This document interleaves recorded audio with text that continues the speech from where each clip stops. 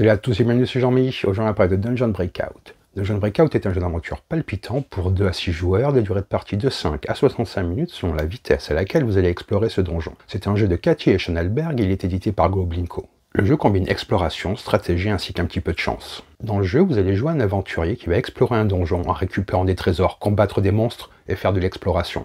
Allez, on va voir comment ça se passe. Et on se retrouve avec le matériel. Donc là, ce que je vais faire, c'est que je vais vous expliquer les règles du jeu, puis je vous donnerai mon avis sur ce dernier. Pour commencer, vous allez faire la mise en place. Vous avez différents decks, deck monstres, loot, jailor, et les cartes donjon. Vous les mélangez, chacune en fonction de leur dos, et vous faites des paquets séparés. Le dungeon deck a 60 cartes carrées, le loot deck a 48 cartes, le monster deck 41, il y a 7 cartes jailor. Ensuite, chaque joueur va choisir un standees, et le placer sur le départ du donjon, comme ceci par exemple. Le but du jeu va être d'explorer le donjon, récupérer du loot, combattre des monstres, afin de trouver la sortie qui est protégée par un jailor. A votre tour, 2 actions sont nécessaires. Vous allez piocher une carte donjon, et la placer de manière à ce que ça continue le chemin. C'est-à-dire que je ne pourrai pas, par exemple, comme ceci ou comme cela. Il faut qu'à chaque fois, ça soit logique, et que le chemin puisse continuer.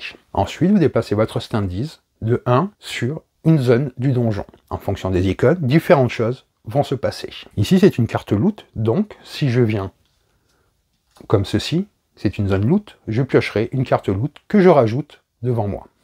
C'est comme ça que je vais améliorer mon personnage. Si vous révélez une carte monstre, vous prenez une carte monstre face cachée comme ceci, et quand vous déplacerez dessus, il faudra l'affronter.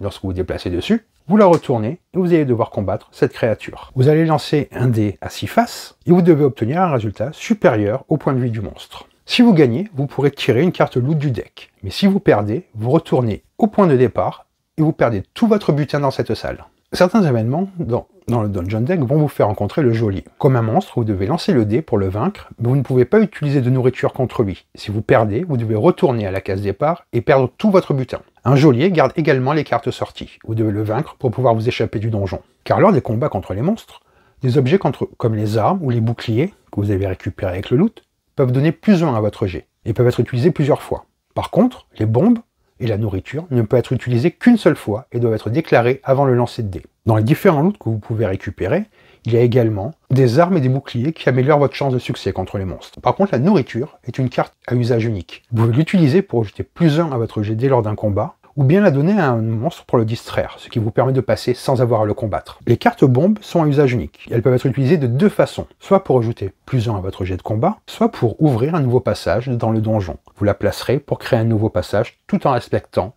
comme je vous ai indiqué, il faut que le placement soit logique, vous devez continuer à pouvoir vous déplacer.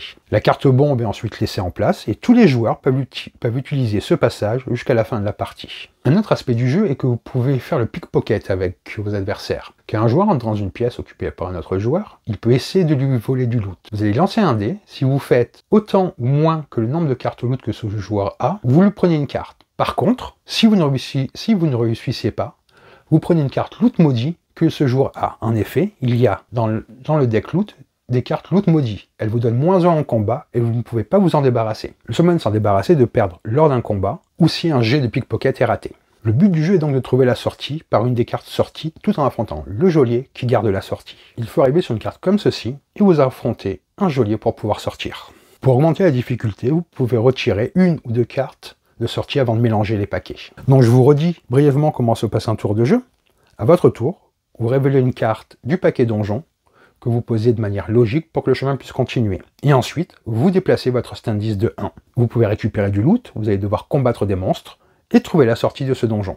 Le premier joueur à sortir du donjon a gagné la partie. J'aime beaucoup à la base Dungeon Degenerate et ce jeu se passe dans le même univers. C'est un jeu qui est captivant, qui réussit à allier exploration, stratégie, combat palpitant et une expérience immersive dans un univers de donjon avec du matériel très minimaliste. L'une des premières choses qui frappe les joueurs lorsqu'ils s'installent autour de la table, c'est la qualité des composants. Que ce soit les standees ou les cartes, sont de très bonne qualité et magnifiquement détaillé, ce qui contribue grandement à l'ambiance du jeu et permet aux joueurs de vraiment se plonger dans l'univers. La direction artistique est soignée, avec des cartes et des illustrations qui rendent l'expérience de jeu encore plus engageante. Chaque monstre, chaque objet et chaque carte a été pensée avec soin, et cela fait une grande différence dans l'immersion. Je trouve que le gameplay de Dungeon Breakout est aussi un de ses grands atouts. Il combine exploration de donjons, stratégie et chance dans un tout qui est cohérent. Les joueurs doivent naviguer à travers un dédale de salles tout en affrontant des ennemis et en collectant des trésors pour améliorer leur équipement. La façon dont le jeu gère le combat, basé sur les lancers de dés et les cartes, est simple à comprendre, mais offre plusieurs stratégies possibles. Vous devez équilibrer votre approche en fonction des ressources que vous avez collectées et des ennemis que vous rencontrez, ce qui garde le jeu dynamique et toujours intéressant.